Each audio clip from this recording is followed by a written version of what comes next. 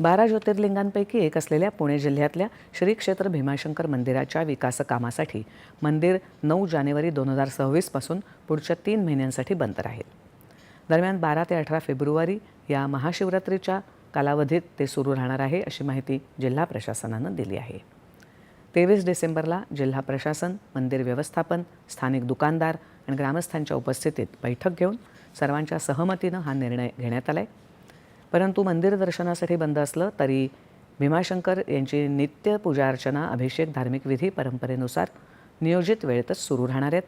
भाविकांना मंदिर परिसरात प्रवेश आणि थेट दर्शन मात्र बंद राहील, असं मंदिर प्रशासनानं म्हटलं आहे।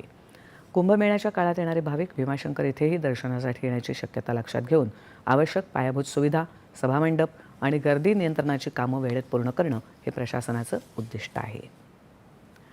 धुळे जिल्ह्यातल्या महादेव आदिवासी